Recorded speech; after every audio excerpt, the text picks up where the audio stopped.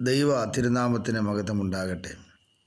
ഇന്നത്തെ ദൈവവചന ചിന്തയ്ക്കായി സദൃശവാക്യം 14 അധ്യായം അതിൻ്റെ 26 വാക്യം. യഹോവ ഭക്തന് ദൃഢധൈര്യമുണ്ട്, അവൻ്റെ മക്കൾക്കും ശരണമുണ്ടാകും എന്ന് നാം വായിക്കുന്നു. ഭക്തൻ്റെ ജീവിതത്തിൽ ഒരു ധൈര്യം ഉണ്ടായിരിക്കണം. ധൈര്യം മാത്രം പോരാ, ദൃഢധൈര്യം ഉണ്ടായിരിക്കണം. ദൃഢധൈര്യത്തിലാണ് ദൈവത്തിൻ്റെ പ്രവൃത്തി വെളിപ്പെടുന്നത്. ഏത് കാര്യത്തിനും ഒരു ധൈര്യം കാണിക്കണം. ചിലർ ഭയവും ഭീതി നിമിത്തം ഓരോന്നും വിട്ടുകളയുകയാണ്. കൃപാവരങ്ങളാൽ നിറഞ്ഞ ഒരു വ്യക്തിക്ക് കൃപാവരത്തിൻ്റെ ശുശ്രൂഷ ചെയ്യാനായി ഭയമുണ്ടാകുന്നു, ധൈര്യക്കുറവുണ്ടാകുന്നു. അങ്ങനെ അവർ എന്ത് ദൈവം കാണിച്ചാലും ദൈവത്തിൻ്റെ ആലോചന സഭയിലോ സഭാ മക്കളിലോ അറിയിക്കാതെ സ്വന്തം വീട്ടിൽ പോലും ഒരു വെളിപ്പാട് ദൈവം കാണിച്ചു കൊടുത്തു. അത് വീട്ടുകാരോട് പറഞ്ഞ് ഒരുമിച്ചിരുന്ന് പ്രാർത്ഥിക്കേണ്ട വിഷയമാണെങ്കിൽ അത് പറയാതെ, ധൈര്യം കാണിക്കാതെ അത് വിട്ടുമാറുന്ന അനുഭവങ്ങളുണ്ട്. അതുകൊണ്ട് ദൈവത്തിൻ്റെ സന്നദ്ധയിൽ ഭക്തനായി ജീവിച്ചാൽ പോരാ, ദൃഢധൈര്യം കൂടെ കാണിക്കണം. ഒരു ദൃഢതയുണ്ടായിരിക്കണം. ഒരു ധൈര്യം എല്ലാ വിഷയത്തിലും ഉണ്ടായിരിക്കണം. തളർന്നും വാടിപ്പോകരുത്. ചിലർക്ക് എന്തെങ്കിലും ഒരു വിഷയം കേട്ടാൽ മതി, അപ്പോഴേ തൊട്ടാവാടി പോലെ തളർന്നു പോകും. അങ്ങനെ ആകരുത്. കർത്താവ് നമുക്ക് കൂടെയുണ്ട്, കൂട്ടാളിയായിട്ടുണ്ട്, ബലവാനായിട്ടുണ്ട്. അവൻ നമ്മുടെ കൂടെയുണ്ട്, യുദ്ധവീരനായിട്ടുണ്ട്, രാജാവായി ന്യായാധിപനായിട്ടുള്ള ഈ കർത്താവ് കൂടെ ഉള്ളപ്പോൾ പിന്നെ എന്തിന് നാം ഭയപ്പെടണം? എന്തിന് അധൈര്യപ്പെടണം? അധൈര്യങ്ങളെല്ലാം മാറിപ്പോകട്ടെ. പിശാച് കൊണ്ടുവരുന്ന ചില ചിന്തകളാണ് അധൈര്യം. നീ പറഞ്ഞാൽ അവർ വിശ്വസിക്കുമോ? നീ അത് ചെയ്തു കൊടുത്താൽ അവർക്ക് തൃപ്തി ആകുമോ? അതോ അവർ നിന്നെ പരിഹസിക്കുമോ? ഇതൊക്കെയാണ് നമ്മുടെ ചിന്തകളിലേക്ക് സാത്താൻ കൊണ്ടുവരുന്ന ചിന്തകൾ. നമ്മളത് ചെയ്യുന്ന കാര്യം ചെയ്തുകൊണ്ടിരിക്കുക. നമ്മളിൽ ഏൽപ്പിച്ച ദൂതുകളും ആലോചനകളും ഉണ്ടെങ്കിൽ അത് അറിയിക്കുക. അങ്ങനെ ദൈവസന്നിധിയിൽ നമുക്ക് പ്രാപിച്ച് അനുഗ്രഹിക്കപ്പെടാൻ കഴിയും. മഹത്വകരമായ ഓരോ ശുശ്രൂഷയും ഓരോരുത്തരെ ഏൽപ്പിച്ചിരിക്കുകയാണ്. അപ്പോൾ ഭക്തനായി ജീവിക്കണം. ഭക്തി പറഞ്ഞാൽ പോരാ, വേഷത്തിൽ ഭക്തി പോരാ. അതുകൊണ്ട് ഭക്തി എന്താണെന്ന് ചോദിച്ചാൽ താഴ്മയും നിറവുമാണ്.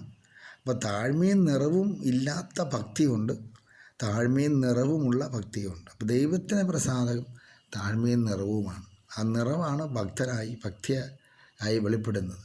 ആ ഭക്തന് ദൃഢധൈര്യം ഉണ്ടായിരിക്കണം.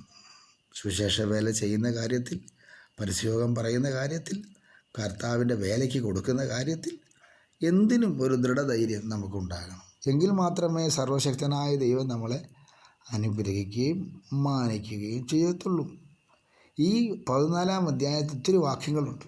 അതെല്ലാം നല്ല വാഗ്ദാന വാക്യങ്ങളാണ്. അത് വായിച്ച് ദൈവസന്നിധിയിൽ അനുഗ്രഹിക്കപ്പെടുവാൻ ദൈവം നിങ്ങളെ സഹായിക്കട്ടെ.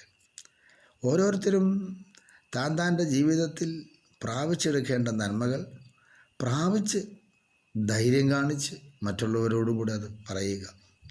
അപ്പോൾ ദൈവനാമം നമ്മളിലൂടെ മഹത്വപ്പെടും. നമ്മുടെ തലമുറയ്ക്ക് അനുഗ്രഹം വേണ്ടേ? നമ്മുടെ കുടുംബത്തിൽ അനുഗ്രഹം വരണ്ടേ? അപ്പം നാം എന്ത് ചെയ്യണം? ദൈവമേൽപ്പിച്ച ദൗത്യങ്ങളും ദൈവം വരമേൽപ്പിച്ചതായ ആലോചനകളും അരുളപ്പാടുകളും അത് തടസ്സം കൂടാതെ, സംശയം കൂടാതെ അത് ദൈവസന്നിധിയിൽ എന്ത് ചെയ്യണം? പറയണം. പറഞ്ഞാൽ സർവശക്തനായ ദൈവം നമുക്ക് തുണയായിരിക്കും. നീ പറയുന്ന കാര്യങ്ങൾ അതങ്ങനെ തന്നെ ആയിരിക്കും. അതുകൊണ്ട് ഈ ദിവസങ്ങളിൽ നമുക്ക് ദൃഢധൈര്യം കാണിക്കാം. പിശാചിനോട് എതിർത്ത് നിൽക്കാം. ദൈവത്തോട് അടുത്ത് ചെല്ലാം. ദാവീദ് ദൃഢധൈര്യം കാണിച്ചു, ഗോലിയാത്തിനെ വീഴ്ത്തിയെങ്കിൽ. ഗിദെയോൻ ദൃഢധൈര്യം കാണിച്ചു, അങ്ങനെ എല്ലാ ദുഷ്ടശക്തികളും ഓടിപ്പോയെങ്കിൽ. ദെബോര ദൃഢധൈര്യം കാണിച്ചു, ശക്തികൾ വെല്ലുവിളിയോടെ വന്നവർ ഓടിപ്പോയെങ്കിൽ. ഇന്ന് പകലിലും ദൃഢധൈര്യം കാണിക്കുവാൻ ദൈവത്തിൻ്റെ ദാസന്മാരെ ഒരുക്കപ്പെടുക. ദൈവം കൂടെയുണ്ട്, യുദ്ധവീരനായ ദൈവം കൂടെയുണ്ട്. അതുകൊണ്ട് ഭയപ്പെടാതെ പ്രാർത്ഥനയിൽ മുന്നേറുവാനും, അതെ, യഹോവ ഭക്തന് ദൃഢധൈര്യമുണ്ട്, അവൻ്റെ മക്കൾക്കും ശരണമുണ്ട്. അതെ, നീ ധൈര്യം കാണിച്ച് ദൈവത്തെ മഹത്വപ്പെടുത്തിയാൽ അത് തലമുറയ്ക്കൂടെ ദൈവം നീതിയായി കണക്കിട്ട് ദൈവം നിങ്ങളെ മാനിക്കും. നിങ്ങൾ കൊടുക്കുന്ന നന്മയുടെ ഓഹരിക്ക് തക്കവണ്ണം ദൈവം നിങ്ങളെ അനുഗ്രഹിക്കും. ഈ വചനം നമുക്ക് അനുഗ്രഹപ്രദമാക്കി തന്ന ദൈവത്തിന് നന്ദി പറഞ്ഞ് കണ്ണുകളെ അടച്ച് പ്രാർത്ഥിക്കാൻ. പരിശുദ്ധ പിതാവേ, തിരുവചനം ഞങ്ങൾക്ക് അനുഗ്രഹിച്ച് തന്നതിന് സ്തോത്രം. യഹോവ ഭക്തനായി ജീവിച്ച് ദൃഢധൈര്യം കാണിച്ച് തലമുറയ്ക്ക് നീതിയായി കണക്കിടുന്ന ദൈവസന്നിധി ഞങ്ങളെ തന്നെ സമർപ്പിക്കുന്നു. മഹത്വം അങ്ങേക്ക് യേശു ക്രിസ്തുവിൻ നാമത്തിൽ തന്നെ. ആമേൻ.